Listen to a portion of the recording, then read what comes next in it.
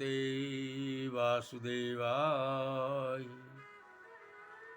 प्रिय दोस्तों, आज मैं आपको श्रीमद्भगवद गीता से अध्याय 3 कर्म योग श्लोक नंबर 24 का वीडियो विवरण प्रस्तुत करने जा रहा हूं। मित्रों, जैसा कि आपको विदित है, महामाई भगवती दुर्गा के नवरात्रे चल रहे हैं और मेरी माँ से प्रार्थना है कि आप सभी धर्मप्राण व्यक्तियों को सारे सुख मिलें और सबकी प्रार्थना कबूल हो। माँ सबकी प्रार्थनाएं स्वीकार करें। दोस्तों, आइए आगे बढ़ते हुए श्लोक नंबर 24। उस्सिदे युरिमे लोकान् कुर्यां करं चेरहं शंकरस्य च कर्तः श्यामुपहत्यमिमः प्रजा। भगवान श्री कृष्ण ने कहा कि यदि मैं नियत कर्म न करूं, हे अर्जुन, अगर मैं नियत कर्म न करूं तो मैं सारे लोग नष्ट हो जाएं, सभी लोग नष्ट हो जाएंगे। तब मैं अवांछित जन समुदाय वर्ण संकर, जिसे कहा जाता है, उत्पन्न करने का कारण हो जाऊंगा और इस तरह संपूर्ण प्राणियों की शांति का विनाशक मैं खुद बनूं। वर्ण संकर, अवांछित जन समुदाय जो सामान्य समाज की शांति को भंग करता है।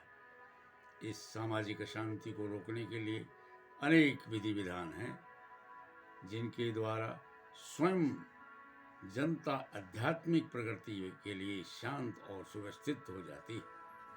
जब भगवान श्री कृष्ण अवतरित होते हैं और स्वाभाविक है कि वे ऐसे महत्वपूर्ण कार्यों, प्रतिष्ठा तथा अनिवार्यता बनाए रखने के लिए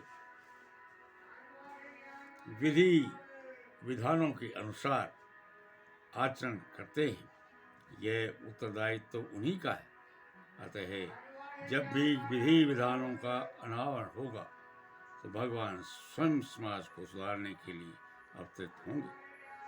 किंतु हमें ध्यान देना होगा कि यद्यपि हमें भगवान के पदार्थ चिन्हों को अनुसरण करना है, तो भी उनका अनुकरण ही भगवान का अनुकरण नहीं कर सकते, जैसा कि भगवान के अपने बाल्यकाल में किया था।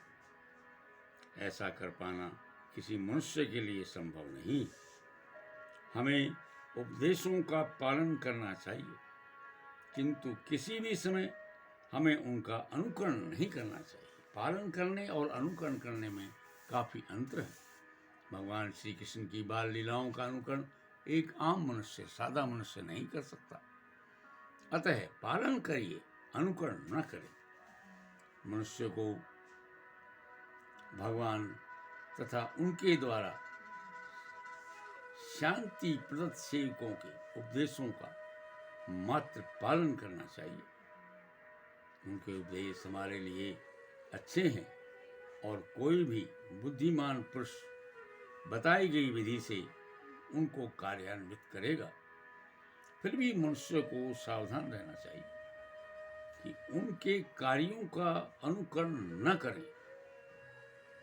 उन्हें शिव जी के अनुकरण में विष का समूह नहीं हो लेना चाहिए। अगर हम अनुकरण करते हुए श्री शिव के विष को ग्रहण कर लेंगे, पी लेंगे, तो क्या हो। अतः भगवान ने कहा है कि आप पालन अवश्य करें, परंतु किसी प्रकार की लीलाओं का अनुकरण न करें। हमें सदैव ईश्वर की यह सूर्य तथा चंद्रमा की गतियों की वास्तव में नियंत्रण कर सकने वालों को स्थिति को श्रेष्ठ मानना चाहिए। ऐसी शक्ति के लिए कोई तो सर्वशक्तिमान ईश्वर और अनुकरण नहीं कर सकता।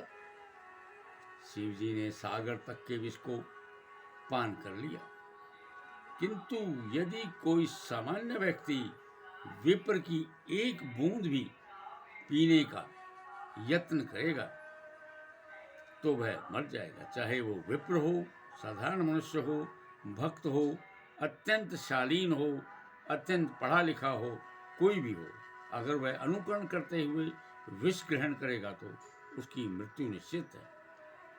अतः न ही बिना परिपक्वता के किसी की उनका स्थान ग्रहण करने का प्रयत्न नहीं करना चाहिए।